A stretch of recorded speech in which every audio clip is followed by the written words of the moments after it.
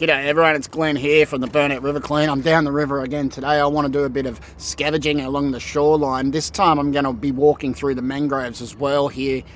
We're in Queensland and it's 27 degrees today. That's what the forecast is, and I reckon it'll be almost that now at 9 AM in the morning. I can feel that sun just burning. I have sunscreen on, I have insect repellent on because you're going to need it in these mangroves with the midges and the mosquitoes and everything else that wants to bite you here in Queensland. So anyway, let's get going and see what we can find, eh? Okay, so what I'm doing now is I'm just having a look along the edges of these mangroves because you can see how dense they are, and it's against the law in Queensland to damage any mangroves at all, and not many people, including myself, want to go around damaging mangroves because they are old. And you can see from the last flood we've had all these tiny ones that are sprouting back out again to try to recover from the damage that was done along here. But anyway, we'll have a look and see if we can find a way in. Okay, so I've found a kind of a track in here. There's a lot of space between the larger trees, so I'll walk in through here and see what I can find. There's a lot of spider webs that I'm trying to brush away as I'm walking through here. This is about 50 or 60 metres from the main river. That's about the distance I've walked in here. You can see the mosquitoes just flying around now waiting to bite me. Even though I'm covered in insect repellent, they will still eat me alive, you watch. You can see this whole area here has been a dumping ground for steel. There's steel just everywhere. And like my little boat holds about 300 kilos, so it really wouldn't take long at all in here to fill the little boat with steel. As you walk along, you can see all sorts of things, like bits of rubbish. Here's a needle. I picked these up and I put them in a needle container, and when I've got a few hundred, I'll take them in and dispose of them. Here's another area here where you can see there's just chunks, large chunks, I don't know what other word to say, of steel. And it's been dumped at the top of that hill up there, and you can see it's all just halfway down. So it's not affected by the salt water as badly as the steel down here is. And there's lots of it. So it just sort of, I've walked about only 20 metres or so from the last little part, but you can see here the steel parts are getting bigger. Like they are seriously heavy pieces. And there's solid shafts sitting there, and there's another piece behind it. It's it's everywhere. There's some part of a huge cog. I don't know what the hell that is. But it's all heavy. I'll grab my little bucket, put my needles and my other things that I can pick up now in it. More lumps of steel. Like, they are big pieces. And all under that grass, you can guarantee, you can see the top of the factory out there. You can guarantee that if you pull all that grass up, there's just going to be steel everywhere, and that's cash money. Even these things, people love to buy these and put them around the garden because they're really weathered. Ex-railway sleepers.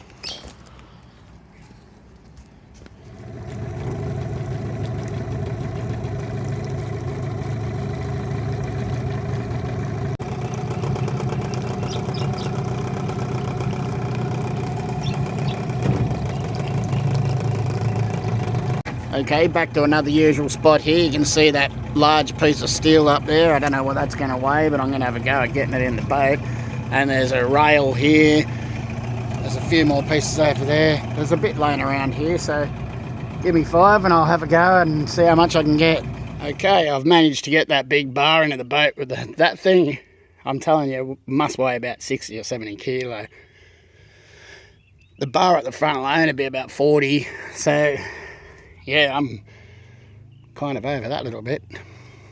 Little spot here, all under that grass there is full of broken steel pipes and bits of steel machinery, and it's really windy outside of those mangroves. You can probably hear it here, but I've put a bit of stuff in the boat. It's probably 100 kilo here, but I've got to get moving because this tide drops so quick, and like I said earlier in other videos, it's about a 12-hour turnaround, and that's how long I'll be sitting here for.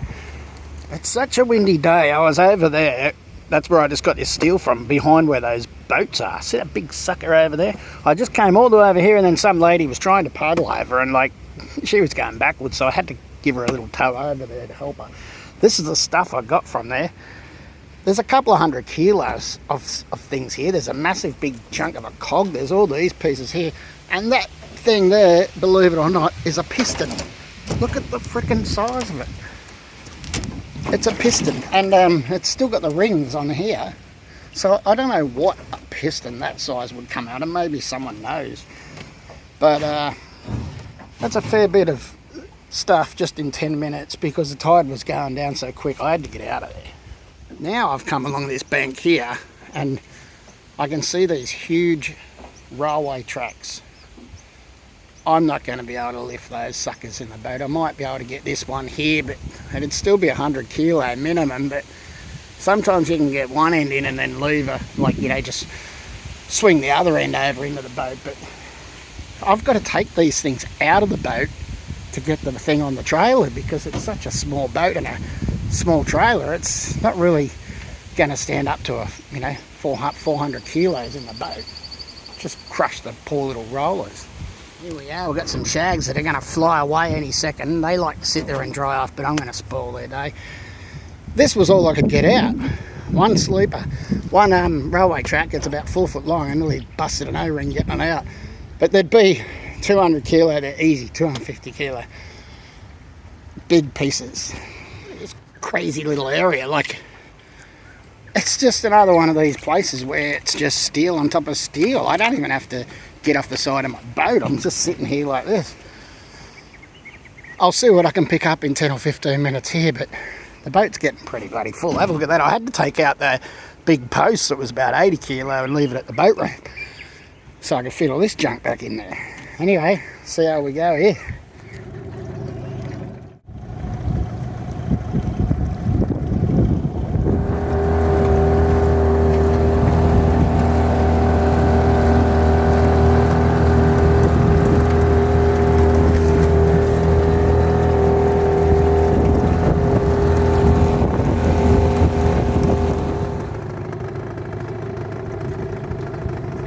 Okay people, back at the boat ramp and everything's in the boat and ready to go. You can see there's a bit of steel there.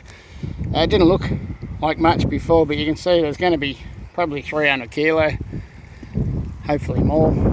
Anyway, it's very windy. Right, coming into the weighbridge. Hopefully the lady has seen me.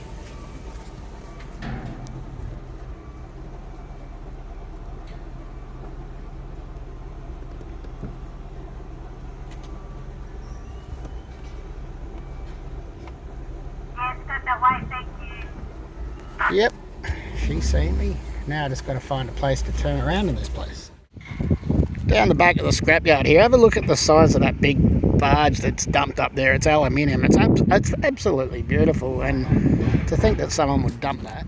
Anyway, I suppose I better get to work getting this stuff out.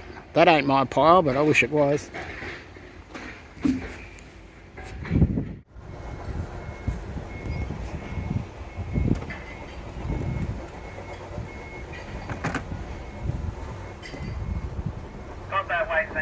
Okay, here's the docket from the scrapyard, 0.34, which is 340 kilo of heavy, and that was just a few hours really. So yeah, if you like the video, please subscribe, and hopefully get to make a few more in the near future. Thank you.